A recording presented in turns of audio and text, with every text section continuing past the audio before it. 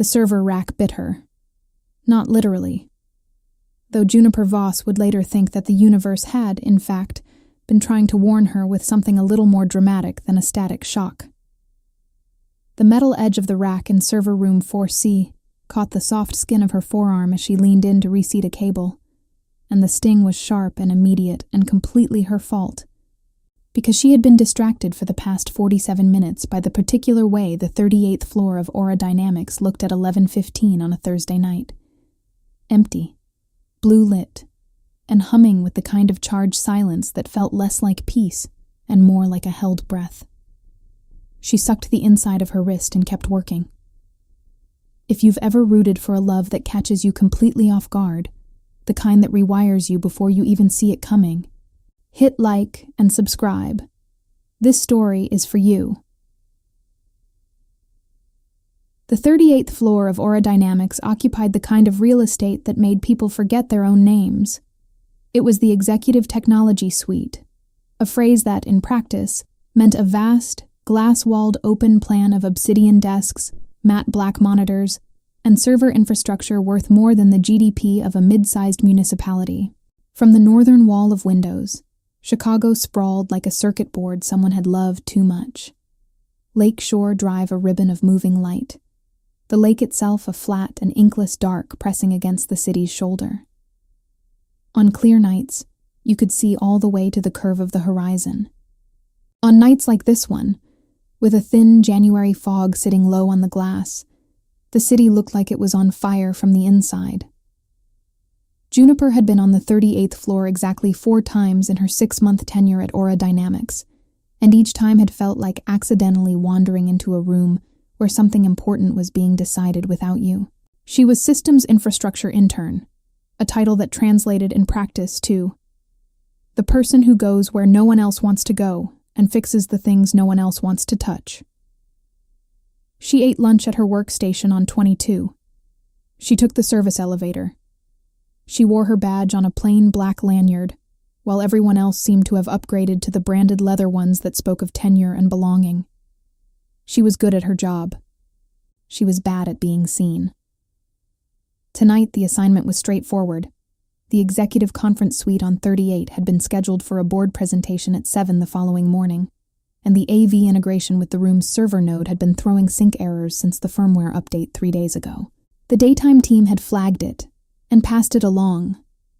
It was the kind of problem that required an hour of patient, methodical untangling, the sort of task that more senior engineers resented because it looked like nothing from the outside and felt like everything from within.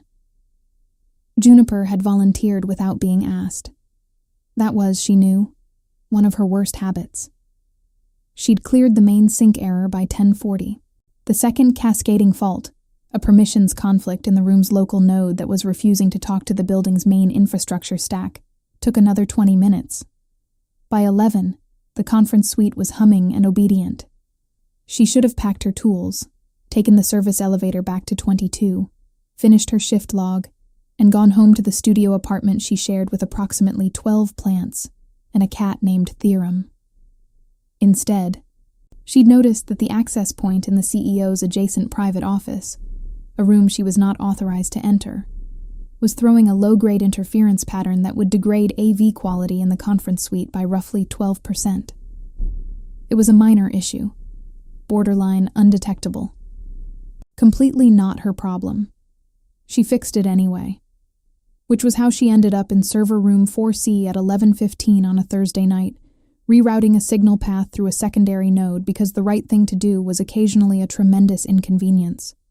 The room was small and cold, server rooms always were, and lit by the red and green pulse of 100 indicator lights. Juniper worked by feel and memory more than sight, her fingers moving along cable runs with the practiced ease of someone who had spent enough hours in similar rooms to stop being afraid of the dark.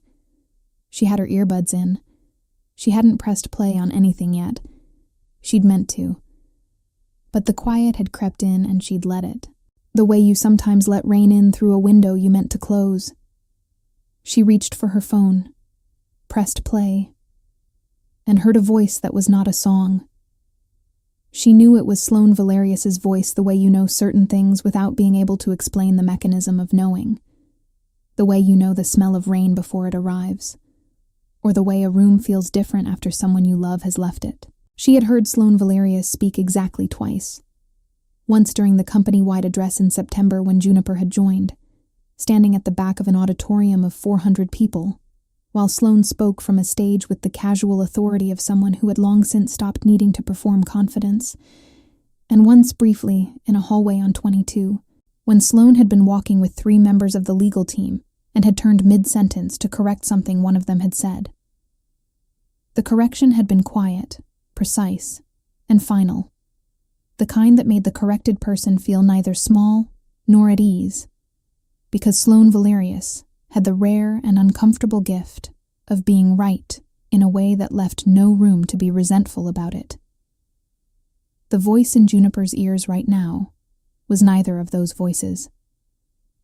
It was the same register, low, unhurried, with that faint architectural precision to the consonants that Juniper had clocked without meaning to, but stripped of every professional layer. It sounded like someone speaking in an empty room, believing with complete certainty that no one would ever hear them. Thursday, January 16th, 11:07 p.m.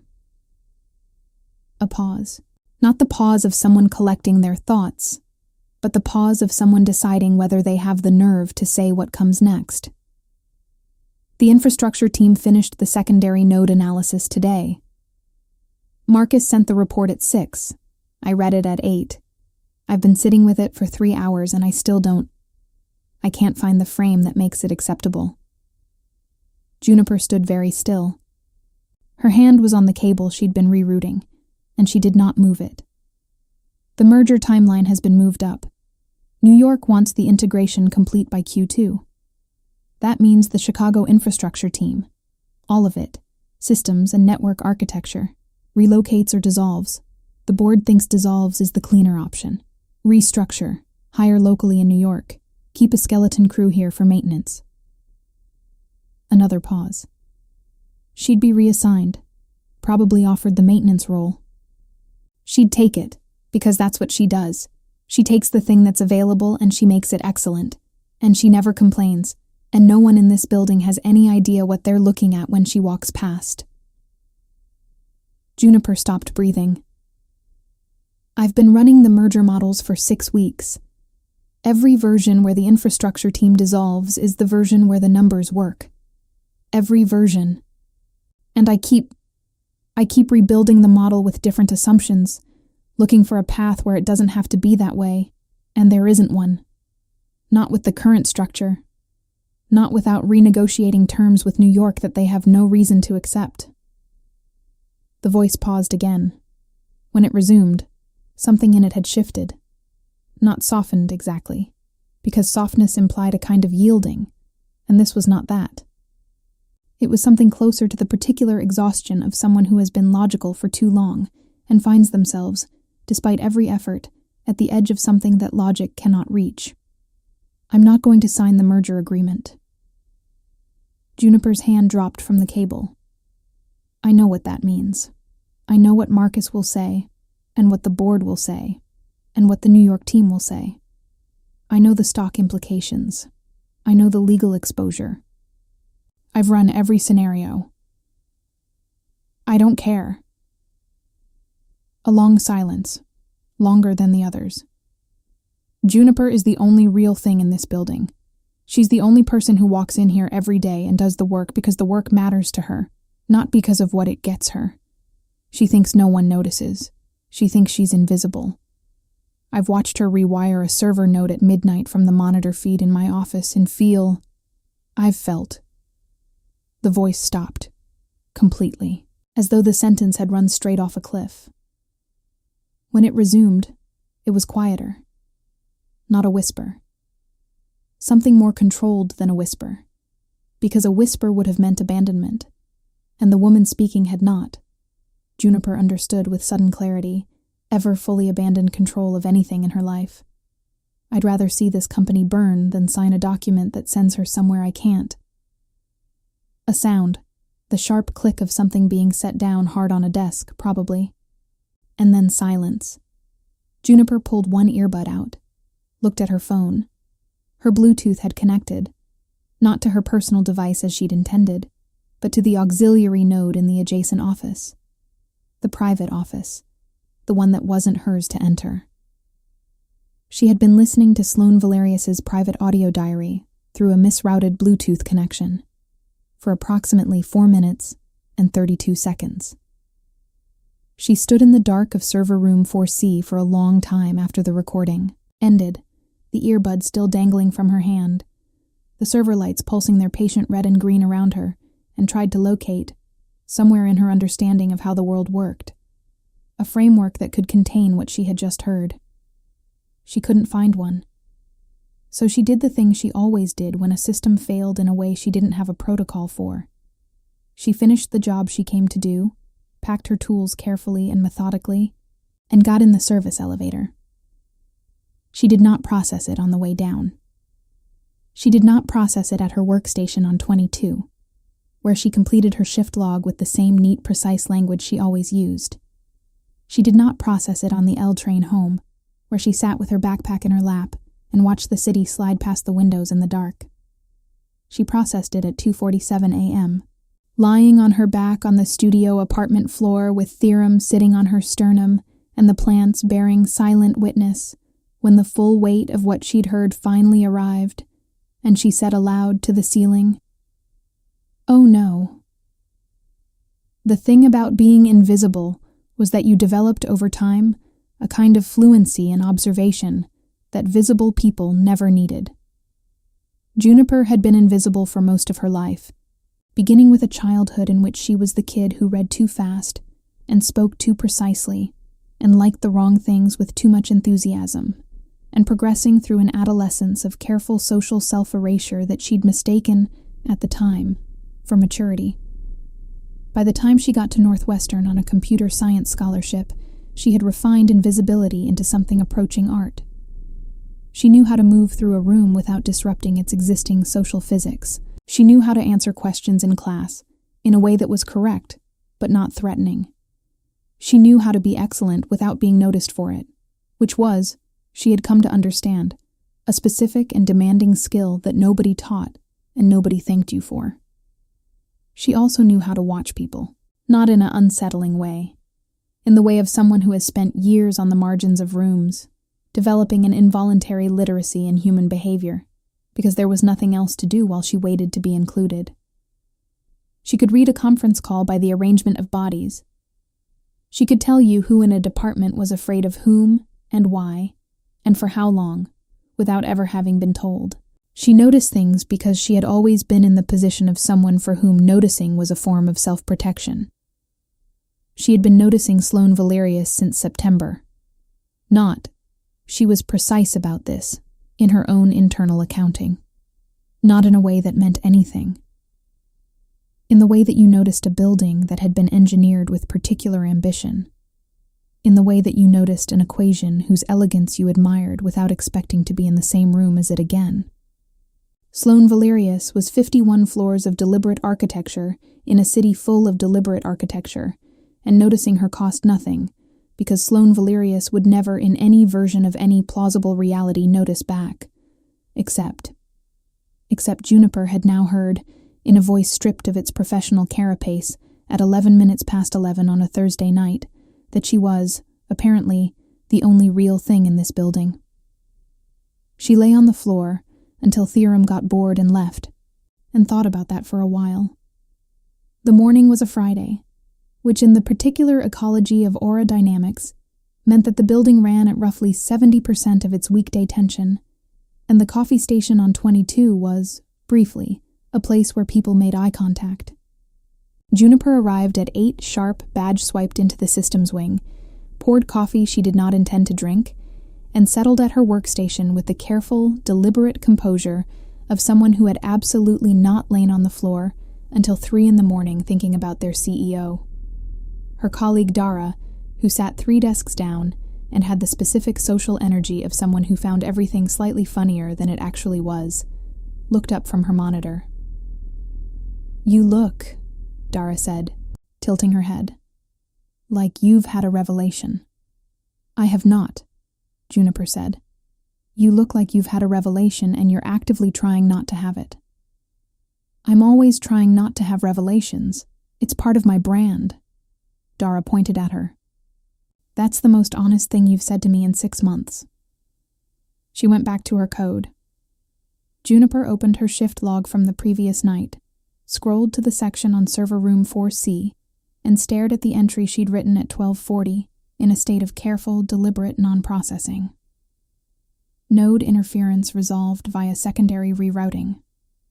Signal path stable. AV integration integrity restored to 100%. Recommend routine audit of executive suite access point array in Q2. She had not written, accidentally connected to CEO's private device via misrouted Bluetooth, and listened to audio diary entry for approximately 4 minutes and 32 seconds, in which CEO disclosed A. Knowledge of impending merger terms that have not been shared with the infrastructure team. B. Intention to refuse to sign said merger agreement. C. Feelings of unclear but significant nature regarding this writer. She had not written that, because writing it would make it real in a system, and things that were real in systems had consequences.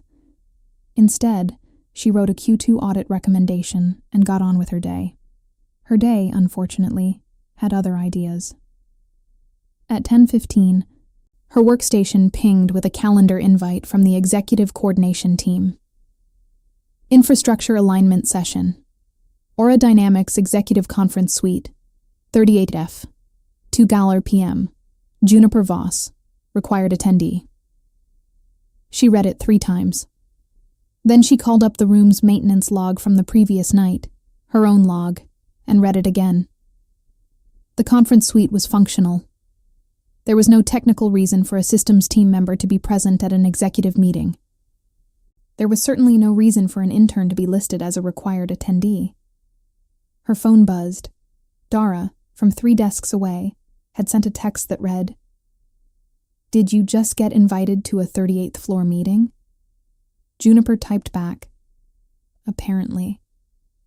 3 dots.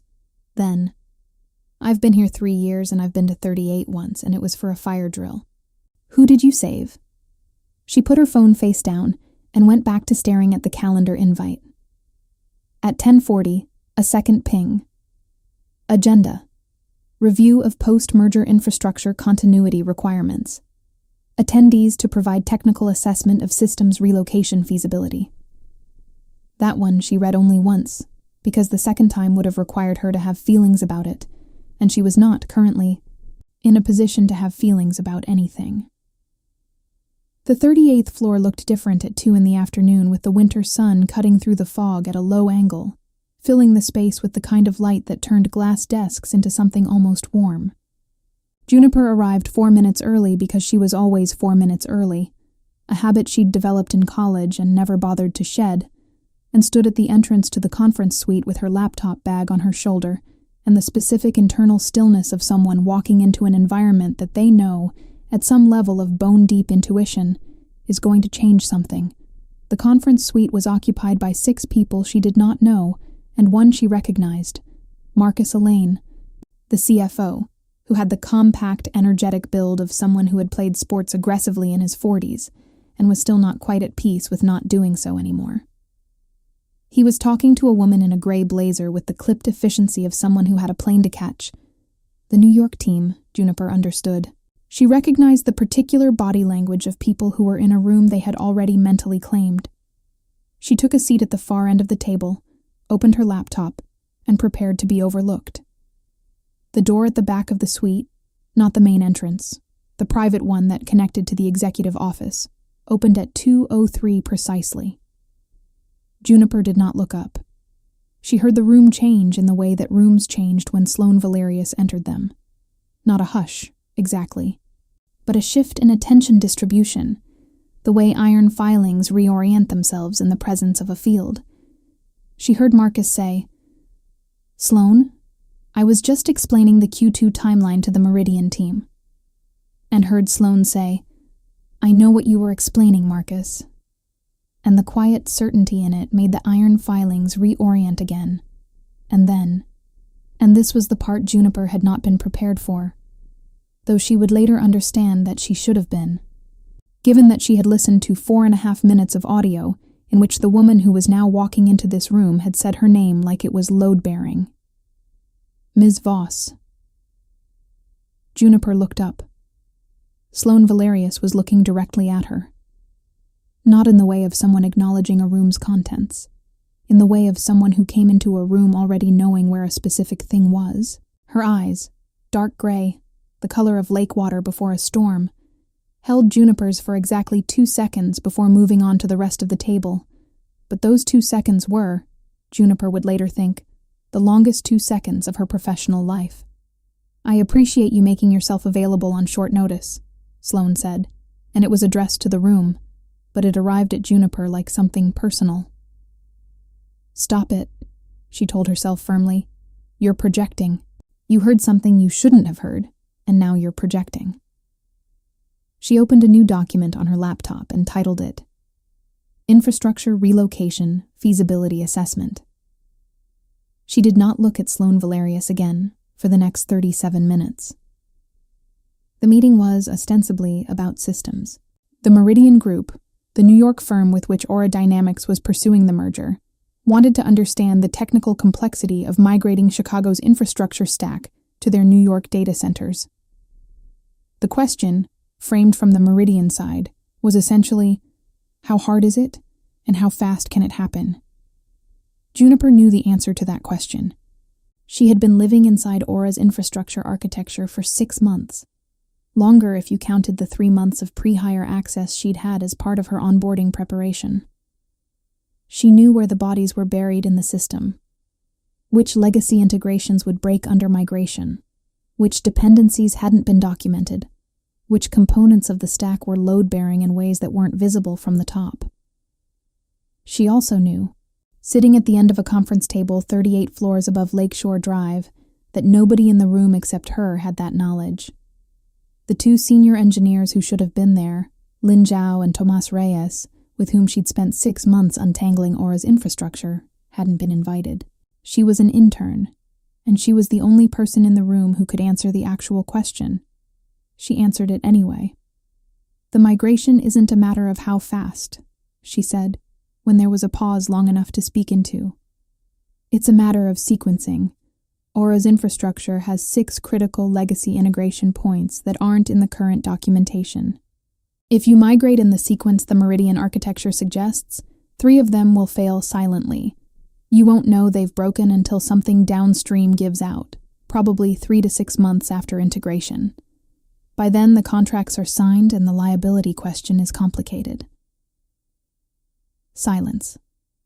Marcus Elaine was looking at her with an expression that was precisely halfway between impressed and alarmed, which was, Juniper had found, the expression most senior people wore when a junior person said something irrefutably correct in front of an important audience.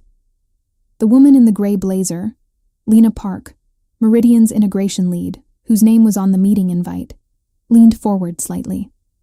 "And you know this because I've been inside the stack," Juniper said. "For 6 months. The documentation that was shared with Meridian is the version we maintain for audit purposes. The actual architecture is different. Not intentionally. Systems evolve faster than documentation. But the gap is significant." How significant? Significant enough that a standard Q2 migration timeline isn't realistic. If you want a clean integration, you're looking at 12 months of pre-migration remediation work. Minimum. She said it clearly and without apology. The way you stated a measurement, that was what it was, regardless of whether anyone liked it. From the far end of the table, Sloane Valerius said, "Walk us through the 6 integration points." And Juniper did. She did not look at Sloane while she talked.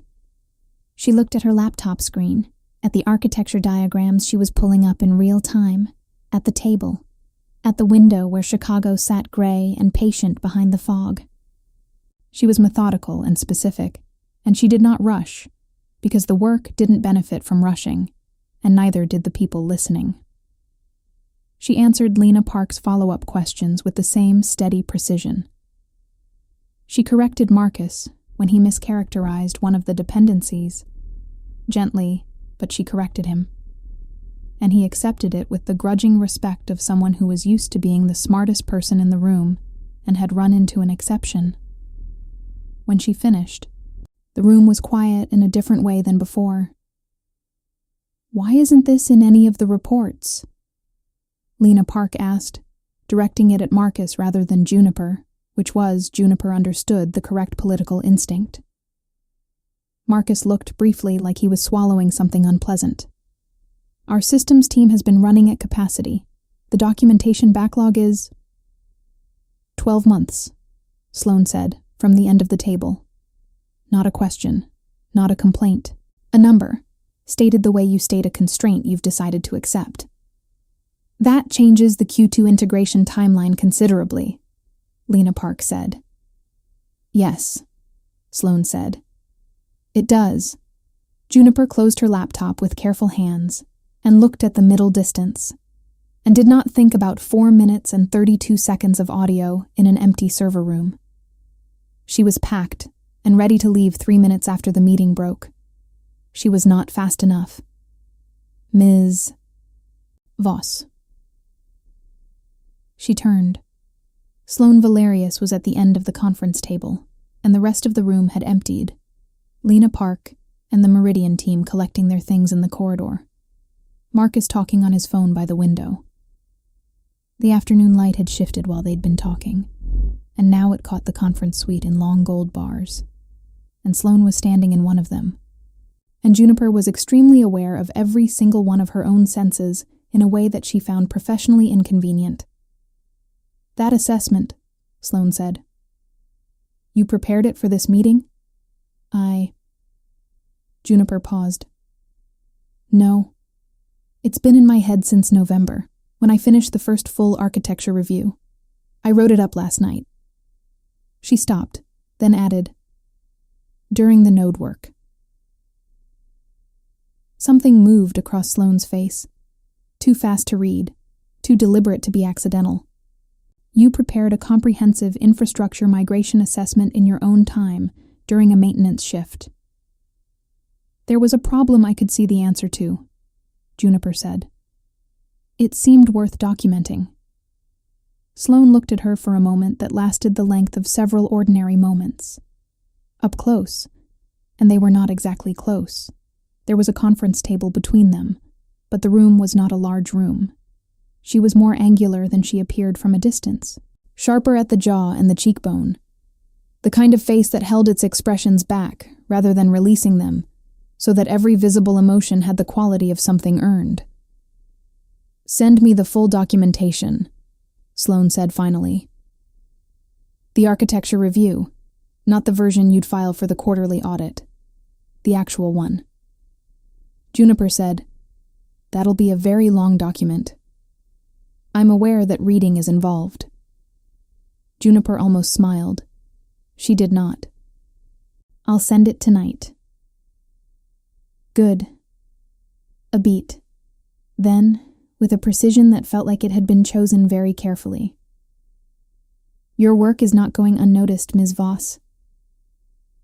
She left before Juniper could respond. The private door clicked shut. Juniper stood in the conference suite with the gold light sitting on the empty table and thought, "I know. I heard you say so at 11:15 last night through a misrouted Bluetooth connection." She took the service elevator back to 22. The documentation she sent was 43 pages. She stayed at her workstation until 7:30 to finish it, not because it required that long. She could have filed a summary in 20 minutes. But because doing it properly required doing it completely, and she was not going to do it any other way. She sent it at 7:34 p.m. with a subject line that said, "Infrastructure Architecture Review, Full Version, J. Voss." The response arrived at 7:41 p.m. "Received. Thank you. SV Sa, 7 words. She read them twice, which was already 6 times too many. She did not sleep particularly well on Friday night. She did not sleep particularly well on Saturday night either, which was more of a problem, because she had no professional obligations to blame it on. What kept her awake was not, she told herself firmly, what she might be tempted to call it. She was not lying awake thinking about Sloane Valerius, the way people lay awake thinking about people they were interested in. She was lying awake thinking about a problem, which was a meaningfully different category of sleeplessness, and she was going to treat it as such. The problem. She had information she shouldn't have. She had heard something private, and the thing she'd heard was significant. Not just personally significant, but structurally significant, in a way that affected her own professional situation. The merger was real. The infrastructure team relocation, or dissolution, was real. She, Juniper Voss, was in the process of being maneuvered into a position she had not consented to be in, by a person who had not disclosed the terms of the maneuvering. She'd be reassigned, probably offered the maintenance role. She'd take it, because that's what she does. She lay on her back in the dark and looked at the ceiling and thought, that's what I do. And she thought, is that true? And she thought, it has been true, historically. And then she thought about the last time she'd taken the thing that was available without asking whether she deserved something better and where that had gotten her, and she stopped thinking about it because thinking about Professor Harlan and the dissertation committee and the offer that had turned out to be conditional in ways that weren't disclosed until the conditions were extracted. Thinking about that was not useful right now. The point was, she had information. She had to figure out what to do with it. Her options, as she catalogued them. 1. Do nothing. Pretend she hadn't heard it. Go to work Monday morning, proceed with her job, wait to see whether the merger happened or didn't. This was the option that required the least from her and put her at the mercy of a situation she had no control over. She had been in that position before and found it unsatisfying. 2. Disclose the Bluetooth incident. To whom? Her direct supervisor, whose name was Stephen, and who was the sort of person who would escalate the situation in a way that resolved nothing and inconvenienced everyone. To HR, who would generate a report that would live forever in a system. To Sloane directly, which was... She looked at that option for a moment, and then put it back down carefully. 3. Do the work that needed doing, regardless of the context. Document the infrastructure problems clearly enough that the merger's terms had to change to accommodate the reality she'd laid out, and trust that good work was its own argument. Which was naive, which she knew was naive, which she did anyway, because it was the only option that asked of her the thing she was actually capable of giving. She turned over and went to sleep somewhere around 2 a.m., with the problem still unsolved and Theorem's weight settled warm against the backs of her knees, and told herself that the unsolvedness was fine. Systems worked like that. You identified the fault, and then you sat with it, and then you found the path that made sense, not because it was convenient, but because it was structurally sound. She had done it with every server rack she'd ever touched. She was going to have to do it with this. Monday arrived with the particular energy of a week that already knew it was going to be complicated. Juniper arrived at 8, poured coffee she once again didn't drink, and found a second calendar invite from Executive Coordination. Project Artemis, Technical Consultation, 38F Executive Suite, Ongoing, Juniper Voss, Core Team Member. She read it 3 times. Then she opened a browser window and searched Aura Dynamics' internal project database for Project Artemis. No results.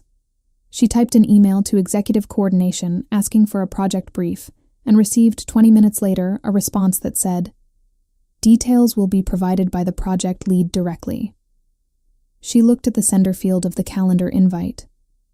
Sloane Valerius.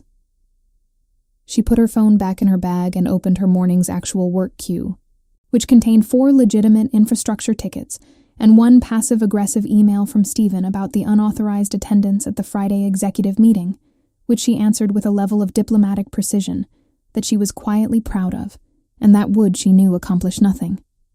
At 10:40, her desk phone rang. She had not received a call on her desk phone since November, when Stephen had used it to remind her about the holiday party sign-up sheet. She picked it up. "Ms. Voss," said the voice of Sloane Valerius, with the same economy of preamble she apparently used for everything. "I'd like you to come to 38. Juniper's hand tightened slightly on the receiver. "Right now?" "If you're available." She was technically available. She was also in the middle of a ticket that was going to take concentration and was not going to benefit from interruption. She said, "I can be there in 15 minutes. A pause, brief, but there. "Fine." She hung up, saved her work, told Dara she'd be back, and ignored Dara's expression, which was eloquent in ways that Dara herself would have denied, and took the elevator, the regular one, not the service one, because the regular one went to 38, and arrived at the executive suite at 5 minutes past 11, which was 11 minutes after the phone call, not 15, but she didn't think it was worth mentioning. The executive suite at 11 in the morning had the slightly different atmosphere of a space in active use. Assistants at stations, a low murmur of phone calls, the sense of machinery running at a particular speed. Juniper was directed by a young man whose badge said C. Park toward the private office at the suite's north end, the office whose access point she had rerouted 3 Thursday nights ago. She had not been inside it before. She knocked. "Come in." The office of the CEO of Aura Dynamics was, in Juniper's assessment, one of the most deliberately under-decorated rooms she had ever been in. Given what it cost to occupy this corner of this building, the ceiling-height northern windows overlooking the lake, the custom millwork, the floor that was definitely not standard Aura building spec, the restraint was a choice, not a budget constraint. A single desk of pale wood, uncluttered, 2 chairs opposite it, one painting on the wall behind, which Juniper was not close enough to identify. A credenza that held, as far as she could tell, a speaker, 3 books stacked horizontally, and a coffee cup that she suspected had been there long enough to achieve some kind of structural permanence. Sloane was at the window when Juniper entered. Not a performative window standing. It had the quality of someone who had been there before Juniper arrived and turned when she heard the door, which was different. She was in dark trousers and a cream shirt with the sleeves pushed to the elbows, which was, Juniper thought, probably the most casual she had ever appeared in a professional context, and was still more precisely assembled than most people managed at their best. "Close the door," Sloane said. Juniper closed the door. "Sit down if you want." Juniper sat in one of the 2 chairs opposite the desk. Sloane remained at the window for a moment longer, looking at the lake, and Juniper used that moment to look at the room with the particular systematic attention she gave all rooms, cataloging its components, identifying its logic. The speaker on the credenza had a small red recording light that was not currently illuminated. She noted that.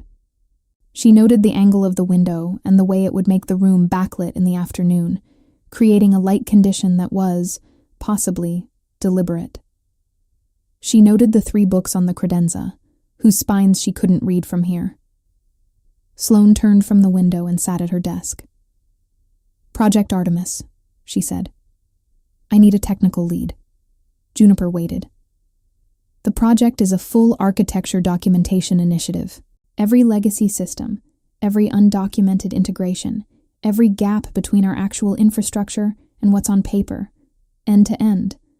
I want a living document that reflects what's actually in our walls. Juniper absorbed this. That's a significant project. Yes. It would take, depending on access and scope, probably 8 to 12 months of dedicated work. That's acceptable. And you're asking me to lead it. I'm asking you to run it. You're the only person in this building who knows what's actually in the architecture, based on Friday's presentation and the documentation you sent. Juniper was quiet for a moment, because she was thinking rather than being uncomfortable, and Sloane Valerius appeared to be someone who could tell the difference. "What happens to the merger while the documentation initiative runs?" Juniper said. Something in Sloane's expression shifted, not visibly, because she didn't do things visibly, but in the way of a current shifting under calm water. That's a board-level question. I know, Juniper said. I'm asking it anyway. The 2 seconds of eye contact from Friday happened again, slightly longer this time. The merger timeline will be adjusted to accommodate the technical realities you identified, Sloan said. The 12-month assessment is being shared with the Meridian team. Is the infrastructure team dissolution still on the table? The restructuring proposal is under review. That's not an answer. A pause that had weight in it. No, Sloan said. It isn't. Juniper looked at her. Not the way she'd been looking at her all of this. From the margins, from the edges, from the careful observational distance that years of invisibility had made feel like her only available position. She looked at her directly, the way she looked at a system problem she needed to understand completely before she could address it. I'll take the project, she said. On one condition. Something that was almost surprise moved across Sloane's face, fast, but there. The full merger terms, all of them, including the infrastructure disposition options, need to be disclosed to the infrastructure team, whatever they are, not after the fact, before any decisions are finalized. Silence. You're setting terms with your CEO, Sloan said. The tone was not threatening. It was attentive in some way that Juniper didn't have a full vocabulary for yet. I'm setting terms with the person offering me a project, Juniper said. That's how projects work. Another of those pauses. Then, the merger terms will be presented to the infrastructure team by end of week. Then I'll start the technical scoping by end of week. Good. Juniper stood up, picked up her bag. At the door, she stopped, because there was something she hadn't planned to say, and now apparently was going to say, because her body was apparently less well-governed than she thought. The documentation I sent Friday, she said without turning around. The full review. Was it useful? A pause. It was, Sloan said. The most useful document I've received in this role. Juniper left. She walked to the elevator, the regular one, and pressed the button for 22, and stood looking at her own reflection in the brushed metal doors, and said to herself very quietly, in the particular voice she used for system assessments that were outside her current capacity to resolve, this is going to be a problem. The week that followed had the quality of a current running under ordinary water. On the surface, infrastructure work, Project Artemis scoping documents, 3 more brief and precisely bounded interactions with executive coordination about access levels and project parameters.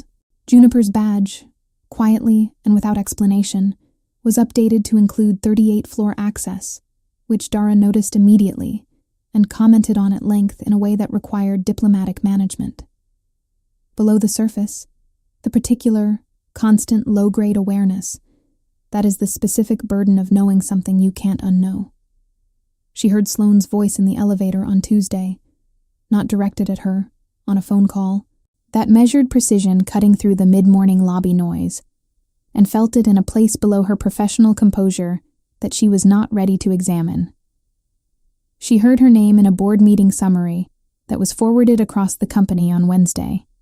The infrastructure assessment was provided by systems intern Juniper Voss, and felt the uncomfortable warmth of visibility arriving in a form she'd spent years avoiding. She passed Sloan in the 38th floor corridor on Thursday, going in opposite directions, and received a nod that contained, she thought, approximately 1.5 words worth of meaning, none of which she was going to decode in a hallway. The merger terms were disclosed to the infrastructure team on Thursday afternoon, as promised. Lin Zhao and Tomas Reyes received the information with the pragmatic grimness of people who had suspected something and were not enjoying being right about it. The restructuring proposal, team dissolution, maintenance skeleton crew, was still present, but was now accompanied by an alternative, full team retention contingent on a restructured integration timeline, and a revised scope agreement with Meridian. The alternative had not existed on Friday. Juniper sat in the team briefing and did not say anything, and noticed that Lynn's jaw was tight, and Tomas was tapping his pen against his notebook in a rhythm that she recognized as his particular signal for, "I am not going to say what I'm thinking right now," and thought, "This is what it looks like when something changes because of a problem that was stated clearly." She thought, "This is what happens when you show the system what's actually in the walls." She also thought, quietly, in the place she was still not fully examining. She kept her word. The elevator broke on Friday. Not all of them, just the one. The main executive elevator, on the 38th floor, at 5:43 in the afternoon, with Juniper in it, and Sloane Valerius. The stop was sudden and complete, a maintenance lockdown, the kind triggered by a sensor fault, the kind that required a manual override from building services and took, on average, 11 to 16 minutes to resolve. Juniper knew this because she had, at some point in the last 6 months, read the building systems documentation, because she was the kind of person who read building systems documentation. The elevator was not large. It accommodated the two of them with approximately 3 feet of vertical metal box between the back wall and the doors.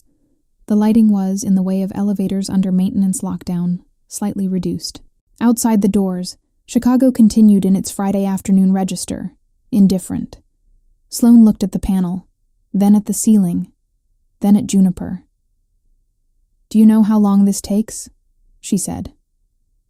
11 to 16 minutes, typically," Juniper said. "Building services response time for a sensor fault on a high-security floor is logged at 9 minutes average, so probably 13 to 18, total."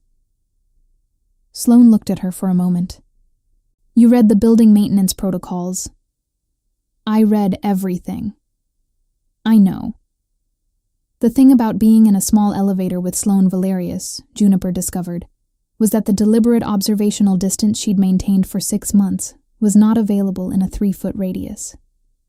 Up close, genuinely close, unavoidably close. The architecture of restraint that Sloane wore was visible in a different way than from across a conference table or at the end of a corridor. It was not a mask. It was something more structural than that. It was what you built when what you felt was too much and the context didn't allow for it.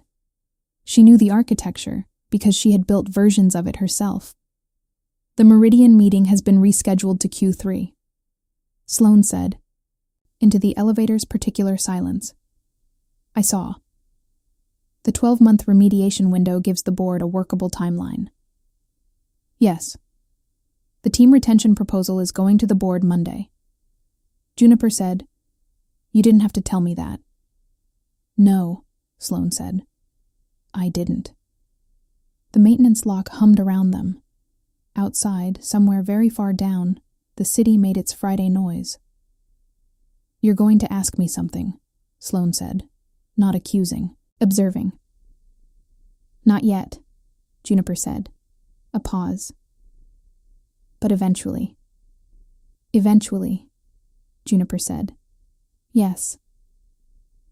The elevator resumed at 14 minutes, 3 seconds, which was within the documented response range, and therefore unremarkable, except that Juniper would spend the weekend thinking about the quality of the silence they'd shared during minute 9, which had been a different quality from minute 2, and about the fact that Sloane Valerius had said "I know" in response to "I read everything," with the particular tone of someone who had, at some point and for some reason, paid very close attention. The snow started on Saturday and didn't stop. Chicago snow was not pretty snow. It was the serious, administrative kind, the kind that meant business, that turned Lakeshore Drive into a problem and made the city's relationship with its own infrastructure visible in real time.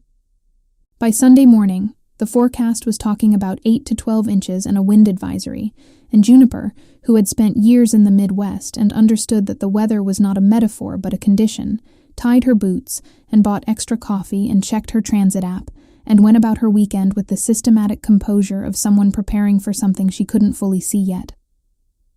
She worked on the Project Artemis scoping document for 4 hours on Saturday afternoon. in the way she worked on things she cared about. Not efficiently, but attentively, turning the problem over in her mind the way you turned a thing in your hands to understand its weight. She had, in the course of 6 months, developed a more detailed understanding of Aura's infrastructure architecture than any single person in the building.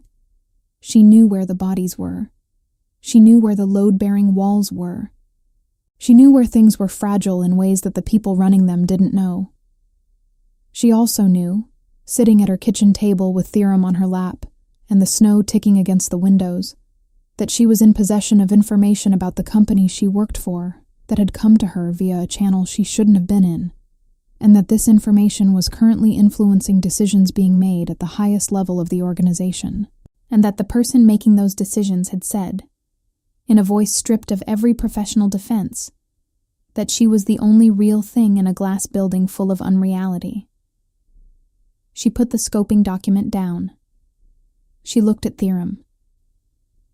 "What I should do," she said, "is disclose the Bluetooth incident." Theorem regarded her with the philosophical detachment of a being who had transcended caring about professional ethics. "What I should do," Juniper said, "is tell her that I know, and let the situation be what it actually is, rather than what it appears to be from the outside." She thought about what Professor Harlan had said, the last time she'd made herself smaller to accommodate someone else's reality. She thought about the particular flavor of that particular choice, and what it had cost her, and how long it had taken to stop believing it had been her fault. "I'm not doing that again," she said to Theorem. Theorem yawned. "I'm going to be in the room on, equal terms, or I'm going to leave," she said. "Those are the options." Outside, the snow continued with its administrative seriousness, laying down 8 inches of quiet over the city and over Juniper's apartment, and over the problem she'd been carrying since 11:15 on a Thursday night, and she sat with it until late, because some problems didn't resolve in a single session, and the good ones, the important ones, the ones worth solving, asked you to stay with them until you understood what they were actually about. She was beginning to understand what this one was actually about. Monday morning arrived cold and bright and deliberate, the way Chicago mornings did after a serious snow.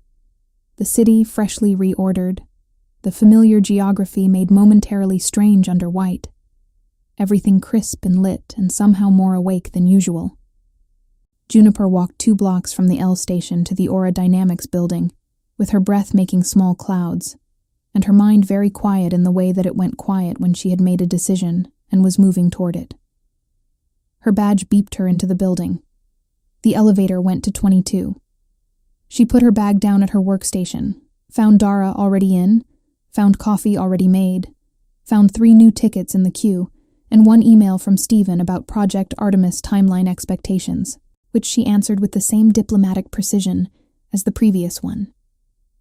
Then she opened a new document and began writing the thing she'd been circling for the past week.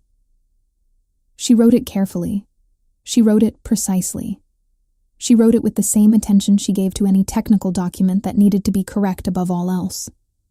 It was not a technical document. It was addressed to Sloane Valerius, and it said, in language as clear and honest as she knew how to be. On January 16th, at approximately 11:15 p.m., while performing maintenance work in server room 4C on the 38th floor, my Bluetooth earbuds connected accidentally to the auxiliary node in your private office. The connection was unintended, and I did not know whose device I was accessing until I recognized your voice. I heard approximately 4 minutes and 32 seconds of audio before I disconnected. I am disclosing this because I believe you deserve to know, and because I can't continue in the role I've been offered while you are operating under a false assumption about what I do and don't know. She read it twice. Then she added at the end, I'm not going anywhere because of what I heard. I'm going to do the work, because the work is worth doing. But I'd like you to know what I know, and I'd like us to both decide what happens next with all the information on the table. She attached nothing. She sent no supporting documents. She sent it from her work email at 8:53 a.m. on a Monday morning in January, and then she picked up her coffee and drank it for the first time in a week, because she was done carrying something that wasn't hers to carry alone. She did not know what would happen next. For the first time since a server rack bit her on a Thursday night and changed everything, that felt like the right answer.